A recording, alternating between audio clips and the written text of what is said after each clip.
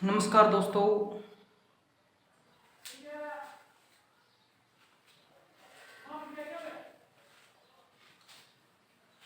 आपके अपने YouTube channel ई ज्ञान पर हार्दिक स्वागत है।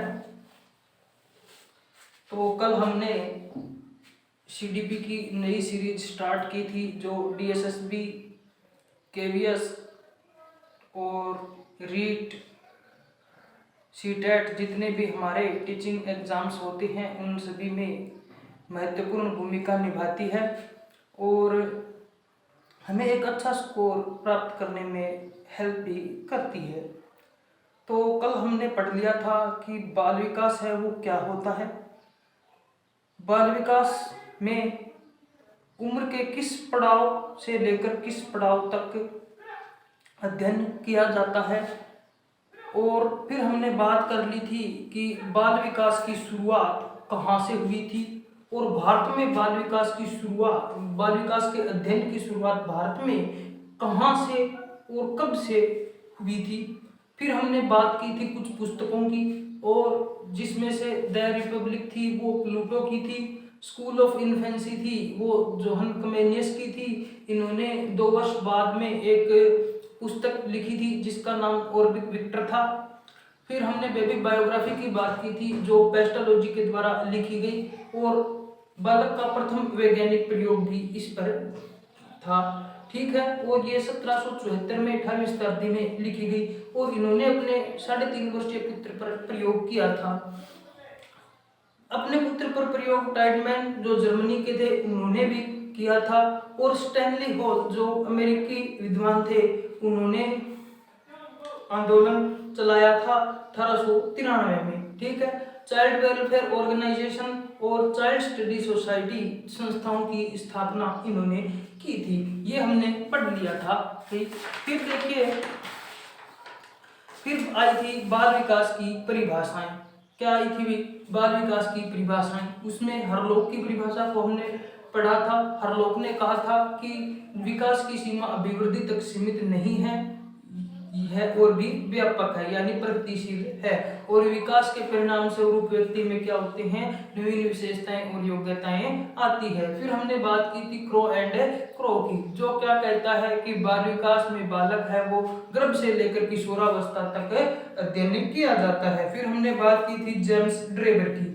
किसकी बात की थी? जेम्स ड्रेवर की। जेम्स ड्रेवर ने कहा था कि विकास प्राणी में होने वाला प्रगतिशील परिवर्तन है। क्या है भाई? विकास प्राणी में होने वाला प्रगतिशील परिवर्तन है जो निश्चित रूप से किसी लक्ष्य की ओर निर्देशित होता है, और भ्रूण से लेकर प्रौढ़ावस्था तक ही सब क्या है? परिवर्तन ही परिवर्तन है। फिर हमने बात की थी बर्क महोदय की परिभाषा की कि बाल विकास में बालक जन्म पूर्व अवस्था से लेकर परिपक्व अवस्था तक अध्ययन करता है, और इन सभी परिभाषाओं के आधार पर हमने एक कंक्लूजन निकाला था, एक निष्कर्ष निकाला था कि मनोविज्ञान की शाखा बाल विकास में हम क्या करते हैं? गर्भावस्था से लेकर परिपक्वता तक अध्ययन करते हैं। फिर हमने कुछ फैक्ट्स पर चर्चा की थी। हमने क्या की थी? कुछ फैक्ट्स पर चर्चा की थी कि अमेरिका में प्रथम बाल गृह स्थापित किया गया था 1887 में, जो अपराधियों को सुधारने के लिए या कैदियों को सुधारने के लिए किया गया था। फिर हमने बात की थी इन्फेंसी एंड ह्यूमन ग्रोथ और guidance of mental growth. Infancy of human growth और गाइडेंस ऑफ मेंटल ग्रोथ, ये जो पुस्तकें हैं ये गैसल महोदय ने 1930 में लिखी थी। फिर हमने बात की थी माइंड ऑफ चाइल्ड की, जो प्रेयर के द्वारा लिखित है और इन्होंने नवजात शिशु पर प्रयोग किया था।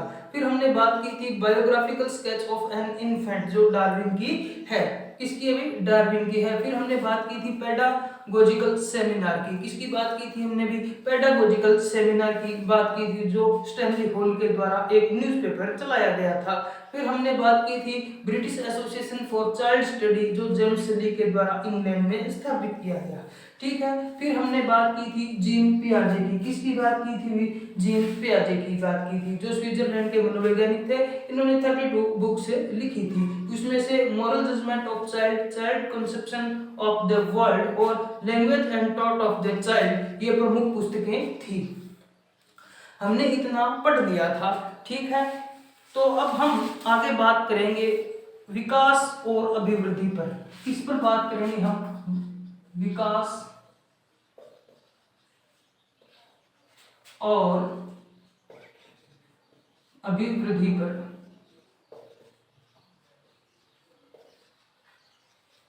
किस पर बात करेंगे भाई?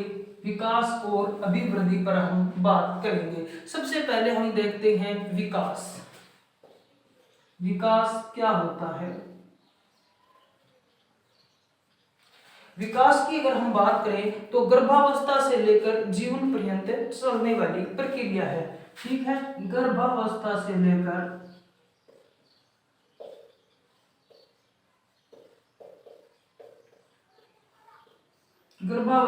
लेकर जीवन पर्यंत चलने वाली प्रक्रिया है।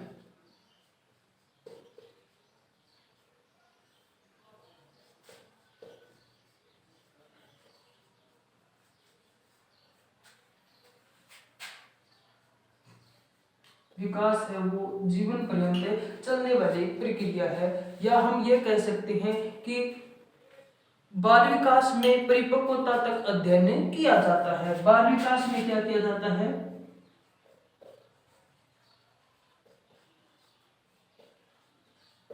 गर्भस्थ शिशु से लेकर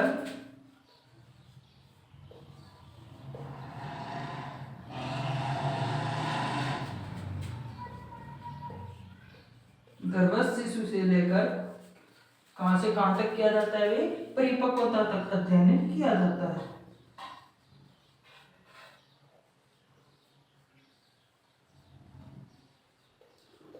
परिपक्वता तक अध्ययन है वो किया जाता है। फिर हम बात करते हैं कि मानव विकास का जो प्रारंभिक काल है वो बाल विकास ही होता है। तो देखिए, गर्भस्थ शिशु से लेकर परिपक्वता तक जो है वो क्या है भाई? मानव का प्रारंभिक काल माना जाता है, और इसी को हम क्या कहते हैं? बाल विकास कहते हैं। फिर देखिए, विकास के साथ साथ अभिवृद्धि का प्रत्यय भी जुड़ा होता है। विकास और अभिवृद्धि है वो एक जुड़े रहते हैं साथ साथ। क्या है भी? विकास और वृद्धि जुड़े रहते हैं, किंतु इन दोनों में अंतर है वो बहुत ज्यादा है। ठीक है, हमने विकास पर चर्चा कर ली। अब हम देखेंगे अभिवृद्धि की। अभिवृद्धि क्या होती है? अभिवृद्धि को समझने के लिए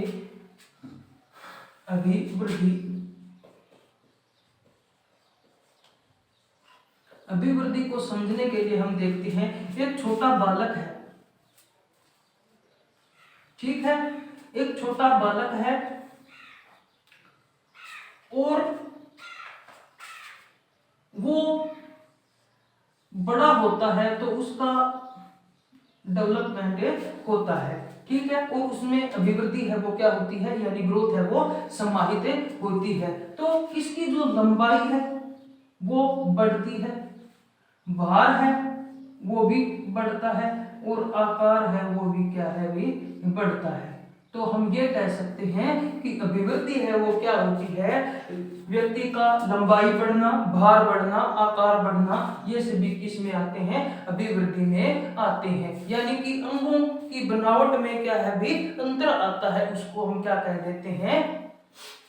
अभिवृद्धि कह देते हैं। ठीक है, फिर हम कह सकते हैं कि इसे नापा तोला जा सकता है। क्या कर सकते हैं? इसको हम नाप और तोल सकते हैं अभिवृद्धि को। जबकि विकास को सिर्फ क्या किया जा सकता है? महसूस ही किया जा सकता है। तो हमने एक जनरल रूप से दोनों की परिभाषाओं को डिफाइन कर दिया है। नेक्स्ट देखिए, विकास।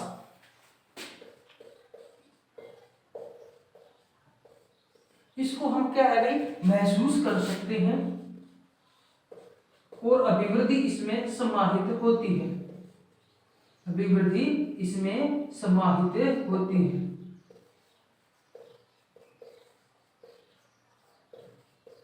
अभिवृद्धि है वो इसमें क्या होती है? समाहित होती है। ठीक है, मनुष्य में संपूर्ण विशेषताएं, चाहे वो शारीरिक हो, चाहे मानसिक हो, संवेगात्मक हो, सामाजिक परिवर्तनों की श्रृंखला विकास को दर्शाती है। मनुष्य है उसमें चाहे शारीरिक विकास हो, शारीरिक परिवर्तन हो, ठीक है, चाहे मानसिक परिवर्तन हो, चाहे मानसिक हो, शारीरिक हो, सामाजिक हो, ठीक है। और जो भी परिवर्तन होते हैं वो क्या आते हैं, विकास की श्रेणियों में आते हैं। अब देखिए एक अंतर को समझ लेते हैं हम।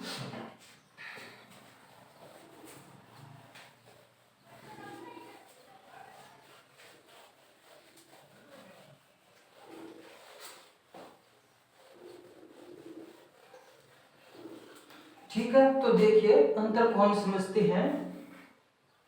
एक छोटा बालक है, क्या है, एक छोटा बालक है, उसकी हड्डियों में क्या आती है, अभी वृद्धि आती है, हड्डियों में वृद्धि, तो क्या है, अभिवृद्धि है, क्या है, अभिवृद्धि है। और बाद में चलकर वो क्या हो जाता है, मजबूत और हड्डियां पुष्ट हो जाती है, मजबूत व ताकतवर हो जाती है, पुष्ट हो जाती है, हड्डियां मजबूत और ताकतवर हो जाती है, तो उसका क्या हो जाता है भाई, डेवलपमेंट हो जाता है, विकास हो जाता है। ठीक बात है, हमने पढ़ लिया कि हड्डियों में वृद्धि है वो अभिवृद्धि, और मजबूत और ताकतवर है वो क्या हो जाता है, विकास में आ जाता है। फिर हम बात करते हैं हरलोक की। ठीक है, कल भी हमने हरलोक की परिभाषा को पढ़ा था। हरलोक क्या कहता है कि विकास गर्भ में आने से लेकर मृत्यु तक मानव में परिवर्तन होते रहते हैं। विकास क्या है, विकास की परिभाषा देता है कि शिशु के गर्भ में आने से लेकर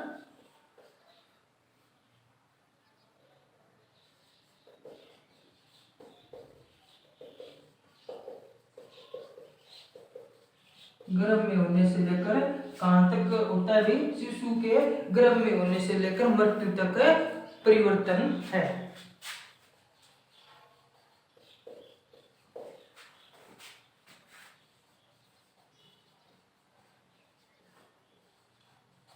मृत्यु तक परिवर्तन है वो क्या है भाई, विकास है। ठीक है, फिर देखिए नेक्स्ट परिवर्तनों की अब हम बात करेंगे। किसकी बात करेंगे बेटा, अब हम परिवर्तनों की बात करेंगे। परिवर्तन कौन कौन से होते हैं विकास के। ठीक है, तो देखिए सबसे पहले परिवर्तन है आकार में परिवर्तन। क्या है भाई, पहला परिवर्तन आकार में परिवर्तन।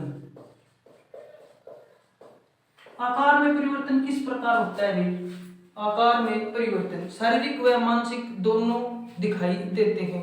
आकार में परिवर्तन चाहे शारीरिक हो चाहे मानसिक हो, शारीरिक व मानसिक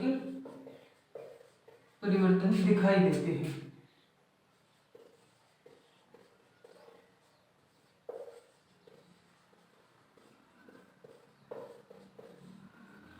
शारीरिक और मानसिक परिवर्तन है वो क्या है, दिखाई देते हैं।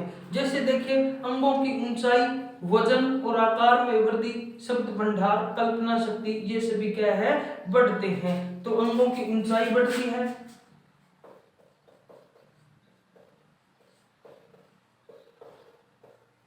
अंगों की ऊंचाई है वो बढ़ती है, वजन और आकार में वृद्धि होती है।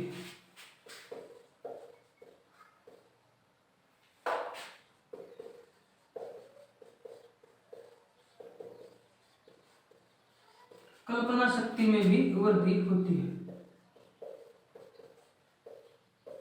क्या है, कल्पना शक्ति में वृद्धि होती है। फिर हम बात करते हैं पुराने चिन्हों का लोप होता है। आकार में परिवर्तन, फिर दूसरा है पुराने चिन्हों का लोप।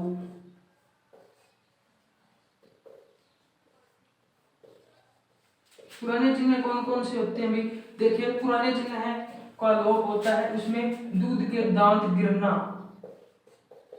दूध के दांत गिरना, पुराने चिन्हों का क्या हो जाएगा भाई, लोप हो जाएगा, दूध के दांत गिरना। और सीने में स्थित थाइमस ग्रंथि, सीने में स्थित थाइमस ग्रंथि वो पहले दिखाई देती है और बाद में दिखाई नहीं देती,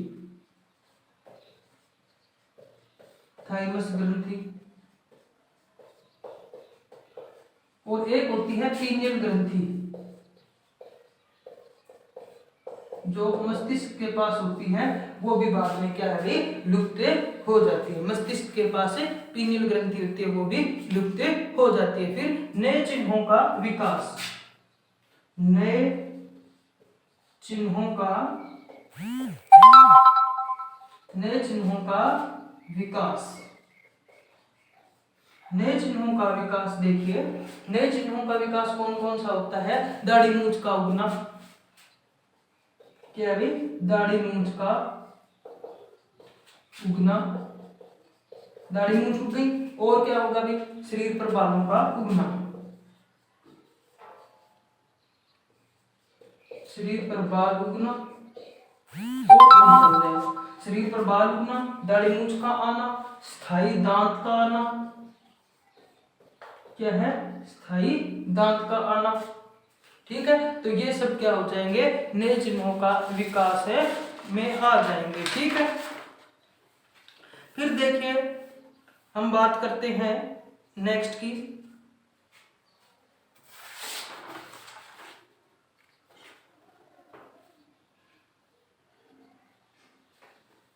अनुपात में परिवर्तन। किसकी बात करते हैं हम? अनुपात में परिवर्तन की बात करते हैं।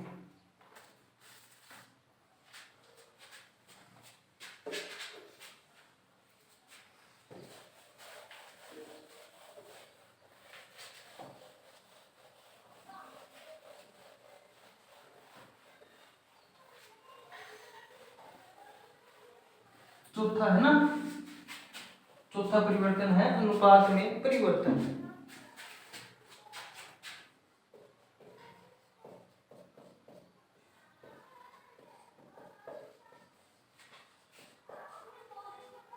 अनुपात में परिवर्तन, अनुपात में परिवर्तन देखिए किस प्रकार होता है। अनुपात में परिवर्तन है वो आयु के साथ साथ बालक में अनुपातिक परिवर्तन होता है। आयु के साथ साथ बालक में अनुपातिक परिवर्तन होता है।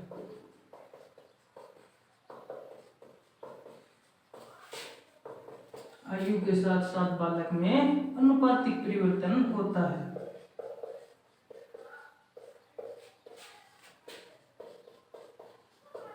आयु के साथ साथ बालक में अनुपातिक परिवर्तन होता है। जैसे पहले है बच्चा, वो क्या होता है? कल्पनाशील होता है। पहले क्या होता है बच्चा?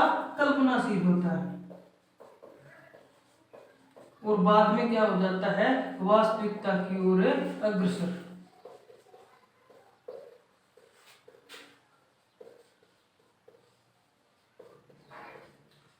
बाद में बालक है वो वास्तविकता की ओर अग्रसर हो जाता है। फिर हम बात करते हैं कि सामान्य रूप से वृद्धि शब्द का प्रयोग है वो कोशीय वृद्धि के लिए लिया जाता है। किसके लिए लिया जाता है बेटा? कोशीय वृद्धि के लिए लिया जाता है। और विकास है वो समस्त अंगों का, जो समस्त अंग है उनमें परिवर्तनों का एक संगठन होता है। ठीक है, फिर हम बात करते हैं अभिवृद्धि तथा विकास में अंतर। किसकी बात करते हैं? अभिवृद्धि तथा विकास में अंतर।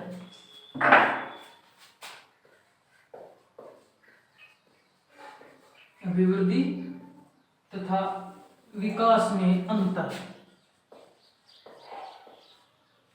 अभिवृद्धि तथा विकास में अंतर। अब देखिए विकास है वो क्या है? जीवन पर्यंत चलने वाली प्रक्रिया है। विकास जीवन पर्यंत चलने वाली प्रक्रिया है। और अब देखिए विकास है वो जीवन पर्यंत चलने वाली प्रक्रिया है और अभिवृद्धि है वो निश्चित आयु तक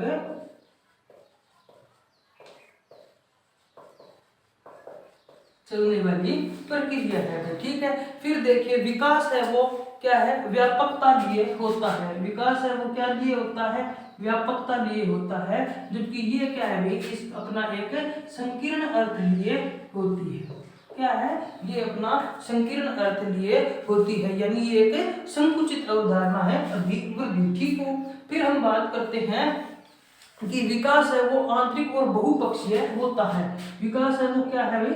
आंतरिक और बहुपक्षीय होता है। आंतरिक और बहुपक्षीय होता है। विकास है वो क्या है? आंतरिक और बहुपक्षीय होता है। और अभिवृद्धि है वो क्या होती है? शारीरिक होती है बेटा, क्या होती है, शारीरिक होती है। अब देखिए विकास का एक निश्चित क्रम होता है, विकास का क्या होता है बेटा, एक निश्चित क्रम होता है, और अभिवृद्धि है वो अनिश्चित क्रम लिए होती है, क्या लिए होती है, अनिश्चित क्रम लिए होती है, ठीक है। और विकास है उसको क्या किया जा सकता है, महसूस किया जाता है, और किसके द्वारा महसूस किया जा सकता है, व्यवहार के द्वारा महसूस किया जा सकता है। तो व्यवहार के द्वारा महसूस किया जा सकता है सिर्फ विकास को, और अभिवृद्धि है उसको क्या किया जा सकता है भाई, मापा और तोला जा सकता है, क्या किया जा सकता है, मापा तोला जा सकता है बेटा, ठीक है ना। अभिवृद्धि को देखा जा सकता है आंखों से स्पष्ट, ठीक है। तो नेक्स्ट पॉइंट यही हो जाएगा कि अभिवृद्धि है वो क्या है भाई, दिखाई देती है, और विकास है वो क्या किया जाता है, दिखाई नहीं देता, महसूस किया जाता है, क्या किया जाता है, सिर्फ महसूस किया जाता है। विकास में अभिवृद्धि निहित होती है, विकास में अभिवृद्धि निहित होती है, अभिवृद्धि निहित होती है, अभिवृद्धि निहित होती है इसमें, विकास में। और जो ये हमारी अभिवृद्धि है वो क्या है भाई, एक संकीर्ण अर्थ लिए होती है, और बिल्कुल एक जो छोटा रूप होता है वो होता है। जैसे बोना व्यक्ति है, उसमें क्या है, अभिवृद्धि तो नहीं हुई है, लेकिन क्या है, विकास है उसमें प्रॉपर तरीके से हो पाता है। फिर हम बात करते हैं अभिवृद्धि तथा विकास के सिद्धांतों की, किसकी बात करते हैं, अभिवृद्धि तथा विकास के सिद्धांतों की। अभिवृद्धि तथा विकास के सिद्धांत हैं जो परीक्षा में एक दो बार पूछे जा चुके हैं, उनको बड़े ध्यान से सुनना और समझने का प्रयास करना। अगर वीडियो अच्छी लगे तो लाइक कर देना, और चैनल को जरूर सब्सक्राइब कर लेना, ताकि हमारी आने वाली वीडियो आप तक पहुंच सके, ठीक है। तो देखिए अभिवृद्धि तथा विकास के, अभिवृद्धि तथा विकास, अभिवृद्धि तथा विकास के सिद्धांत हम पढ़ेंगे, अभिवृद्धि तथा विकास के सिद्धांत। तो देखिए सबसे पहला सिद्धांत यही है हमारा कि विकास की दिशा का सिद्धांत। पहला है विकास की दिशा का सिद्धांत।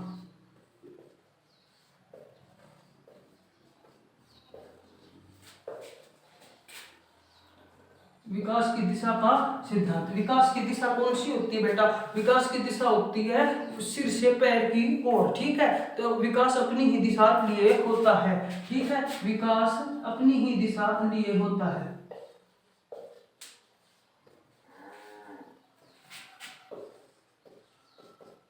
लिए होता है। साथ में क्या है, विकास अपनी ही दिशा लिए होता है, और यह क्या, यह सिर से पैर की ओर अग्रसर रहता है, सिर से पैर की ओर अग्रसर रहता है, क्या भाई, सिर से पैर की ओर अग्रसर रहता है, ठीक है। अर्थात बालक की परिपक्वता गर्भाधान के बाद भी सिर से पैर की ओर होती है, ठीक है। इस प्रकार विकास को मस्ताधोन्मुखी विकास एवं केंद्र से परिधि की विकास कहते हैं। जो सिर से पैर की ओर होता है उसको क्या नाम देते हैं हम, मस्तबोधमुखी, क्या नाम देते हैं, मस्तबोधमुखी। विकास की दिशा कौन सी होती है, मस्तबोधमुखी दिशा होती है, या इसको हम क्या बोल देते हैं, केंद्र से परिधि की ओर, क्या बोल देते हैं, केंद्र से परिधि की ओर विकास है वो होता है, ठीक है। तो पहला सिद्धांत ये कहता है कि विकास की अपनी ही दिशा होती है, और सिर से पैर की ओर विकास है वो अग्रसर रहता है। और विकास क्या है भाई, जब बच्चा गर्भ में पल रहा होता है तो सिर से पैर की ओर उसका विकास होता है। और फिर हम क्या कहते हैं कि जो सिर से पैर की ओर विकास होता है उसको हम मस्तबोधमुखी कहते हैं, या इसको हम केंद्र से परिधि की ओर विकास है वो बोल देते हैं। फिर एक देखिए कुपुस्वामी नाम आता है, क्या नाम आता है भाई, कुपुस्वामी। कुपुस्वामी है वो क्या बोलते हैं, इस पर भी हमारी अब चर्चा रहेगी। कि ये कहता है कि विकास की दिशा है वो क्या होती है, प्रोक्सिमो डिस्टल थ्योरी होती है। जो विकास की दिशा है वो प्रोक्सिमो डिस्टल थ्योरी का पालन करती है, प्रोक्सिमो डिस्टल थ्योरी का पालन करती है। जो विकास की दिशा है वो क्या होती है, प्रोक्सिमो डिस्टल होती है, या इसको हम क्या बोल देते हैं, सिफेलोकोडल, क्या बोल देते हैं भाई, सिफेलोकोडल बोल देते हैं। ठीक है, इसमें बालक का विकास केंद्र से सिरों की ओर होता है। इसमें क्या होता है, इसमें विकास केंद्र से सिरों की ओर, केंद्र से सिरों की ओर होता है। जैसे छोटा बच्चा होता है तो उसके सीने का विकास होता है, फिर उसके भुजाओं का विकास होता है, फिर उसके हाथ का विकास होता है, और फिर अंगुलियों का विकास होता है। इसी प्रकार पहले रीढ़ की हड्डी यानी कि जो हमारा बीच का पार्ट है वो तैयार होता है, फिर भुजाओं का विकास होता है, और फिर हाथ का विकास होता है, और फिर अंगुलियां। ठीक है, तो ये हमारा हो गया। ठीक है, नेक्स्ट देखिए, जो विकास है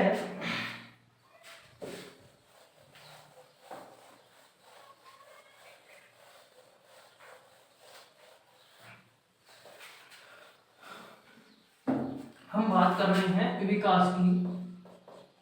तो देखिए, विकास की हम बात करते हैं तो जब छोटा बच्चा होता है वो प्रथम माह में क्या होता है, जो पहला महीना होता है उसमें वो क्या करता है, सिर उठाना प्रारंभ कर देता है। क्या करना प्रारंभ करता है बेटा, सिर उठाना प्रारंभ करता है पहले महीने में। और तीसरे महीने में वो क्या करने लगता है, तीसरे महीने में वो गतिशील वस्तु होती है ना, उस प्राणकों के द्वारा नियंत्रण करता है। गतिशील वस्तुओं पर आंखों का नियंत्रण, आंखों का नियंत्रण करता है। ठीक है, आंखों का नियंत्रण है वो तीसरे माह में करता है। और फिर पांचवें महीने में वो क्या करता है, फिर पांचवें महीने में सहारा देने पर बैठ जाता है, सहारा देने पर बैठ जाता है। पांचवें महीने में क्या है भाई, सहारा देने में बैठ जाता है। और छठे सातवें महीने में वो क्या करता है, छठे सातवें महीने में वो बिना सहारा बैठ जाता है, बिना सहारा बैठता है। क्या भाई, छठे सातवें महीने में वो बिना सहारा दिए बैठ जाता है। फिर हम बात करते हैं 9वें 10वें महीने में। 9वें 10वें में बिना सहारा दिए खड़ा हो जाता है, बिना सहारा खड़ा हो जाता है। ठीक बात है। और 1 वर्ष का होने पर बिना सहारे चलना प्रारंभ कर देता है। 1 वर्ष का होने पर बिना सहारा चलना प्रारंभ करता है, चलना प्रारंभ कर देता है। क्या कर देता है, 1 वर्ष का होने पर बिना सहारे चलना प्रारंभ कर देता है। और 2 वर्ष का होने पर वो क्या करना प्रारंभ कर देता है बेटा, 2 वर्ष का होने पर वो दौड़ना और टेढ़ी मेढ़ी लकीरें खींचना प्रारंभ कर देता है।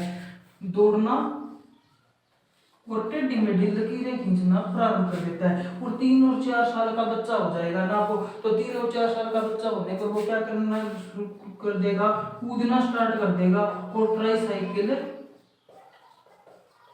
चलाना प्रारंभ कर देगा। तो एक बार दोबारा से देख लीजिए कि विकास है ना, वो पहले महीने में तो क्या होता है, उस सिर उठाना प्रारंभ कर देता है। तीसरे महीने में वो गतिशील वस्तुओं पर आंखों के द्वारा नियंत्रण कर देता है। 5वें महीने में वो सहारा देने पर बैठ जाता है। छठे सातवें महीने में बिना सहारा ही बैठ जाता है। और 9वें 10वें महीने में बिना सहारा खड़ा हो जाता है। और 1 वर्ष का होने पर बिना सहारे चलना प्रारंभ कर देता है। 2 वर्ष का होने पर दौड़ना और टेढ़ी मेढ़ी लकीरें खींचना प्रारंभ कर देता है। क्या करना प्रारंभ कर देता है, टेढ़ी मेढ़ी लकीरें खींचना प्रारंभ कर देता है। और 3 से 4 वर्ष का होने पर कूदना और ट्राईसाइकिल चलाना प्रारंभ कर देता है वो। ठीक है, अब देखिए दूसरा सिद्धांत।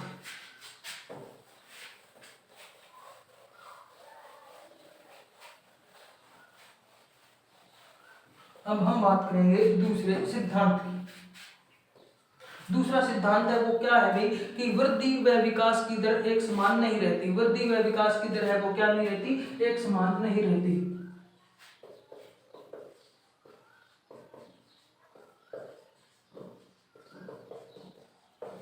वृद्धि व विकास की दर एक समान नहीं रहती।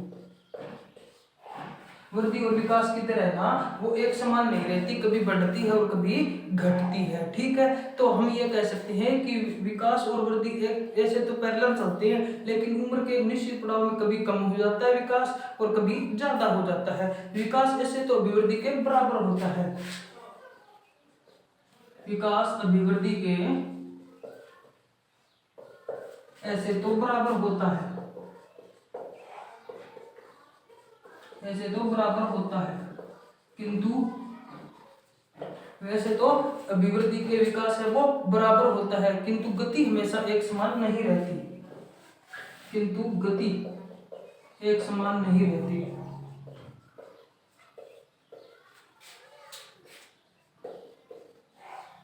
गति एक समान नहीं रहती।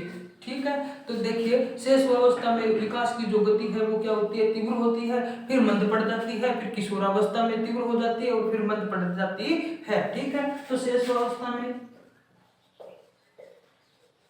क्या हो जाती है, तीव्र होती है, और किशोरावस्था में क्या होती है, तीव्र हो जाती है, और बीच में क्या हो जाती है, मंद हो जाती है और मंद ही फिर रहती है। ठीक है, तो हमने बात कर ली कि जो वृद्धि और विकास की दर है वो एक समान नहीं रहती, उम्र के किसी पड़ाव में वो ज्यादा हो जाती है और किसी पड़ाव में कम हो जाती है। ठीक है, फिर हम बात करते हैं कि विकास क्रम का सिद्धांत। नेक्स्ट है वो कौन सा है, विकास क्रम का सिद्धांत।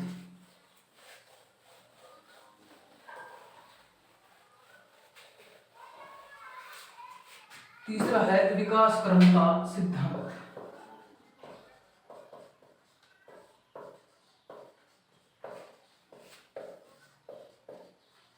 विकास क्रम का सिद्धांत बेटा क्या कहता है, देखिए विकास क्रम का सिद्धांत ये कहता है कि गामक एवं भाषा विकास एक निश्चित क्रम में होता है, चाहे वो गामक हो, भाषा विकास निश्चित क्रम में होता है। इसमें होता है निश्चित क्रम में होता है। गामक व भाषा विकास एक निश्चित क्रम में होता है। भाषा विकास में पहले बालक सुनता है फिर बोलता है। भाषा विकास में क्या करता है, पहले बोलता है और फिर नहीं, पहले सुनता है और फिर बोलता है, यानी वो क्या करता है, LSR और W का यूज करता है। पहले क्या करता है, सुनता है फिर बोलता है। ठीक है, जिससे क्या होगा, भाषाई विकास है वो अर्जित हो जाता है उसमें। ठीक है, ऐसे ही बालक जब गर्भ में होता है तब से लेकर किशोरावस्था तक विकास का क्रम होता है।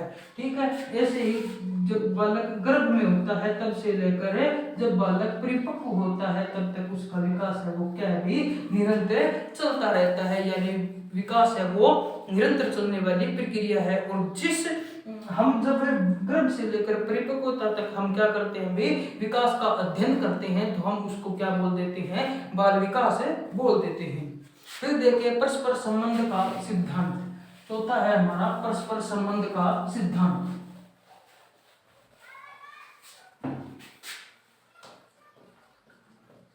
परस्पर संबंध का सिद्धांत। परस्पर संबंध का सिद्धांत देखिए क्या कहता है। परस्पर संबंध का सिद्धांत ये कहता है कि विकास के सभी स्वरूप चाहे शारीरिक हो, चाहे मानसिक हो, चाहे सामाजिक हो या संवेगात्मक हो, परस्पर एक दूसरे से संबंधित होते हैं। विकास के सभी आयाम, विकास के सभी आयाम चाहे शारीरिक हो, मानसिक हो, संवेगात्मक हो, शारीरिक, मानसिक, संवेगात्मक और चाहे सामाजिक हो, परस्पर एक दूसरे से जुड़े रहते हैं, एक दूसरे से जुड़े रहते हैं। ठीक है, परस्पर एक दूसरे से ये जुड़े रहते हैं। ठीक बात है। जैसे देखिए सामाजिक विकास, शारीरिक विकास, संवेगात्मक विकास, ये सभी एक दूसरे से जुड़े रहते हैं और इन सभी का विकास लगभग एक समान तरीके से ही होता है। इसीलिए एक कहावत भी है कि जिसका शरीर स्वस्थ होता है ना, क्या होता है, जिसका शरीर स्वस्थ होता है उसका मन भी स्वस्थ होता है, और जिसका मन स्वस्थ होता है ना तो वो सामाजिक कार्यों में अग्रणी रहता है। यानी जितने भी सामाजिक लोग हैं वो उनका शारीरिक स्वास्थ्य भी अच्छा रहता है।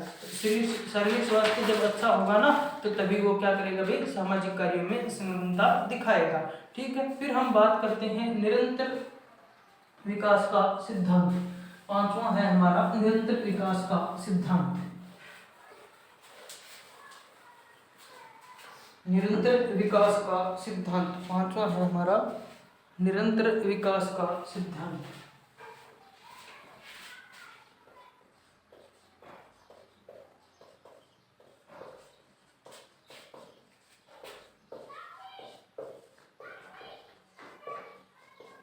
अगर वीडियो आपको अच्छी लग रही है तो लाइक जरूर करें तथा चैनल को जरूर सब्सक्राइब कर लें, जिससे हमें मोटिवेशन मिले। ठीक है, हम पढ़ रहे हैं निरंतर विकास का सिद्धांत। निरंतर विकास का सिद्धांत ये कहते हैं कि व्यक्तियों में कोई भी आकस्मिक परिवर्तन नहीं होता। व्यक्ति में क्या नहीं होता? कोई भी आकस्मिक परिवर्तन नहीं होता। व्यक्ति में कोई आकस्मिक परिवर्तन नहीं होता।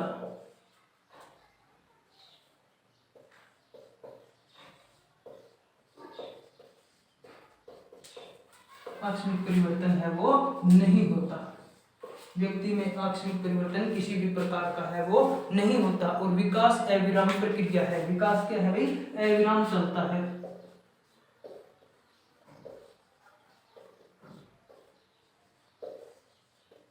विकास अविराम प्रक्रिया है। ठीक है, अब देखिए शेषावस्था, चाहे वो शेषावस्था हो, चाहे बाल्यावस्था हो, चाहे गर्भावस्था हो, प्रौढ़ावस्था हो, इसमें क्या है? विकास है वो निरंतर चलता रहता है। तो हम ये बोल सकते हैं कि गर्भावस्था से लेकर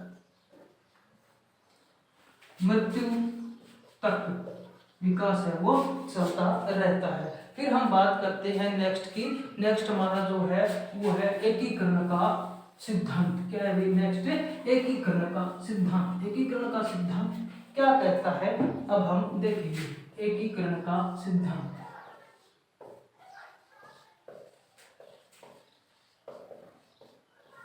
देखिए, एकीकरण का सिद्धांत है वो क्या कहता है? एकीकरण का सिद्धांत कहता है कि पहले संपूर्ण अंगों का विकास होता है और फिर अंगों के अंगों का विकास होता है। पहले क्या होता है? संपूर्ण अंगों का विकास होता है और फिर अंगों के अंगों का विकास होता है। अंगों के अंगों का विकास होता है। देखिए, पहले हाथ का विकास हो गया, फिर अंगुलियों का विकास होता है। पहले हाथ का विकास हो गया और फिर अंगुलियों का विकास होता है। पहले बच्चा है छोटा, वो क्या है? पूरे हाथ को काम में लेना सीखता है, और जब हाथ पूरी तरीके से वो पकड़ मजबूत कर लेता है तो फिर अपनी अंगुलियों के द्वारा वो कार्य है करना सीख जाता है। ठीक है, फिर देखिए नेक्स्ट है वर्तुलाकार या चक्राकार सिद्धांत। वर्तुलाकार या चक्राकार सिद्धांत। वर्तुलाकार या चक्राकार सिद्धांत। वर्तुलाकार या चक्राकार सिद्धांत है वो क्या कहता है? वर्तुलाकार या चक्राकार सिद्धांत ये कहता है कि बालक की लंबाई में वृद्धि होगी तो चौड़ाई में भी वृद्धि होगी। यदि बालक की क्या है? लंबाई में वृद्धि होगी तो चौड़ाई में भी वृद्धि होगी। ये तय है क्या? ठीक है, यदि बालक की लंबाई में वृद्धि होगी तो चौड़ाई में भी वृद्धि होगी, अर्थात विकास वर्तुलाकार रूप में होता है। क्या है? बालक वर्तुलाकार रूप में अगर विकास होता है उसका, तो लंबाई में अगर उसकी वृद्धि होगी तो चौड़ाई में भी उसकी क्या होगी भी? वृद्धि होती है। और बालक एक अवस्था से दूसरी अवस्था में प्रवेश करता है। अब देखिए, लंबाई में वृद्धि होगी तो चौड़ाई में वृद्धि होगी, तो शेष अवस्था है, तो शेष अवस्था से वो कहाँ चला जाएगा भी? वो बाल्यावस्था में चला जाएगा। बाल्यावस्था में बोल दो या इसको पूर्व बाल्यावस्था में बोल दो बेटा, एक ही बात रहती है। ठीक है, हमने बात कर ली कि वर्तुलाकार या चक्राकार सिद्धांत ये कहता है कि लंबाई में अगर बालक की वृद्धि होगी तो चौड़ाई में भी वृद्धि होगी। ठीक है, और शेष अवस्था से बालक है वो अवस्था परिवर्तन कर लेता है अगर उसकी लंबाई और चौड़ाई में वृद्धि होती है तो। ठीक है, फिर देखिए वंशक्रम और वातावरण का सिद्धांत। वंशक्रम और वातावरण का सिद्धांत देखेंगे अब हम, जो इम्पोर्टेंट है वो एग्जाम में आता रहता है। वंशक्रम व वातावरण का सिद्धांत। वंशक्रम और वातावरण का सिद्धांत क्या कहता है? वंशक्रम और वातावरण का सिद्धांत ये कहता है कि विकास है वो क्या है? वंशक्रम और वातावरण का परिणाम है। क्या है? वातावरण का परिणाम है। ठीक है, वंशक्रम व वातावरण का सिद्धांत ये कहता है कि जो हमारा विकास है वो क्या है? वंशक्रम और वातावरण का परिणाम है। ठीक है, और वृद्धि व विकास का एक समान महत्व है। ठीक है, इसके अनुसार बालक का विकास वंशक्रम व वातावरण की अंत्यक्रिया होती है। ठीक है, अब देखिए परिवार का छोटा बच्चा है वो अनुकरण द्वारा सीखता है। इसका जो एग्जाम्पल है वो ये होगा कि छोटा बालक है वो क्या है, अनुकरण के द्वारा सीखता है। किसके द्वारा सीखता है बेटा, अनुकरण के द्वारा ही सीख पाता है। ठीक है, फिर हम बात करते हैं व्यक्तिगत भिन्नता का सिद्धांत। नेक्स्ट है व्यक्तिगत भिन्नता का सिद्धांत। व्यक्तिगत भिन्नता का सिद्धांत। व्यक्तिगत भिन्नता का सिद्धांत देखिए, व्यक्तिगत भिन्नता का सिद्धांत क्या कहता है। व्यक्तिगत भिन्नता का सिद्धांत ये कहता है कि एक ही आयु के अगर दो बालक ले लेते हैं और उनका शारीरिक हो चाहे मानसिक हो चाहे भाषा हो चाहे संवेगात्मक विकास हो, उसमें भिन्नता पाई जाती है। तो ठीक है, हम क्या कहते हैं कि व्यक्तिगत भिन्नता का सिद्धांत ये बोलता है कि एक ही आयु के अगर दो बालक ले लें, एक ही आयु के दो बालक ले लें, ठीक है, एक ही आयु के दो बालकों के भाषा शारीरिक सामाजिक विकास में क्या होता है, अंतर होता है। विकास में अंतर होता है। ठीक है, यानी विकास है वो सभी बालकों में एक समान हो, यह कोई जरूरी नहीं है। भिन्न भिन्न बालकों में भिन्न भिन्न विकास पाया जाता है। ठीक है, यानी किसी में विकास ज्यादा होता है तो किसी बालक में कम होता है। ठीक है, लेकिन होता तरीका है वो एक समान रहता है। ठीक है, तो देखिए समान प्रतिमान का सिद्धांत। नेक्स्ट है समान प्रतिमान का सिद्धांत।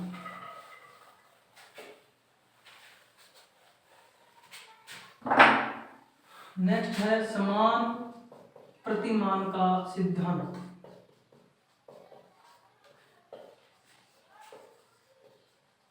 समान प्रतिमान का सिद्धांत क्या कहता है बेटा, देखिए समान प्रतिमान का सिद्धांत ये कहता है कि बालकों का शारीरिक मानसिक भाषा और संवेगात्मक विकास समान रूप से होता है। ठीक है, बालकों का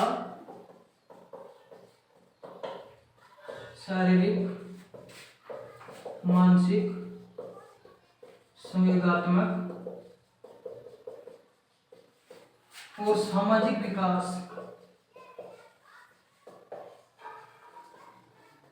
अब देखिए जो समान प्रतिमान का सिद्धांत ये कहता है कि बालकों का शारीरिक मानसिक संवेगात्मक और सामाजिक विकास है वो क्या है, एक समान रूप से होता है।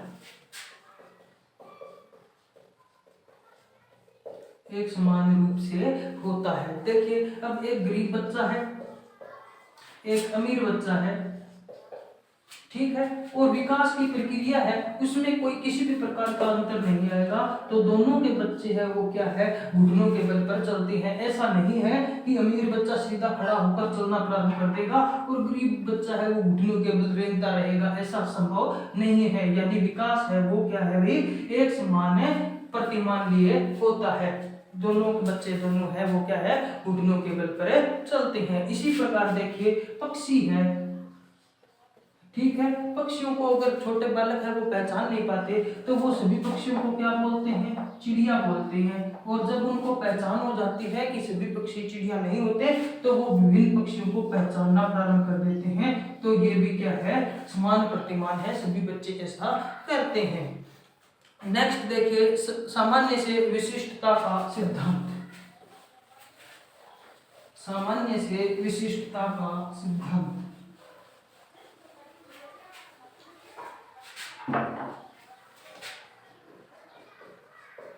सामान्य से विशिष्ट का सिद्धांत। इस सिद्धांत को समझने के लिए बेटा देखिए जब भी कोई छोटा बालक होता है, ठीक है, वो पहले क्या करता है, सामान्य कार्य करता है। क्या करता है, सामान्य कार्यों को करता है और फिर प्रैक्टिस के द्वारा वो क्या करता है, उस कार्य में विशिष्टता प्राप्त कर लेता है। ठीक है, एक छोटा बच्चा है साइकिल चलाना प्रारंभ करता है, साइकिल चलाता है ना वो, तो वो क्या करता है, पेडल्स की ओर देखता है और धीरे धीरे धीरे वो एक निरंतरता बनाता है और फिर वो सामने देख कर चलाना प्रारंभ कर देता है। उसकी पेशियां है वो उसी प्रकार का कार्य करने लगती है। इसी प्रकार देखिए छोटा बच्चा है, जब वो उठना प्रारंभ करता है तो वो किसी का सहारा लेकर उठना प्रारंभ करता है और फिर वो धीरे धीरे चलता है, लेकिन जब वो प्रैक्टिस करता है तो वो क्या करता है, वे चलना प्रारंभ कर देता है। फिर देखिए विकास की भविष्यवाणी की जा सकती है। हमारा अंतिम पॉइंट है ये, विकास की भविष्यवाणी की जा सकती है। विकास की भविष्यवाणी की जा सकती है। बिल्कुल ये बात सत्य है कि विकास की भविष्यवाणी है वो की जा सकती है। अरे एक कहावत है, कपूतरा को पालना में छानना कौन रहा है, अपने मारवाड़ी में, ठीक है। तो विकास है वो देख के आप अंदाजो लगा सका कभी बालक है वो के बने वो, ठीक है। अंतिया छोटो बच्चो है तो वो क्या करे, वो भाई वो करे खेले वो, ठीक है। खेले को जो देखो अगर वो चौक चक्का है वो दीवारा पर लिखा है वो या कोयलम लिखा है वो, नहीं तो अपन ये कहांगा भी वो टीचर बन सी। ये अगर ट्रैक्टर चलावे छोटो बच्चो तो अपन ये कहांगा भी वो किसान बन सी, ठीक है।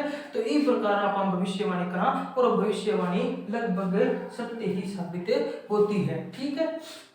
तो आशा करता हूं आपको ये वीडियो अच्छी लगी होगी।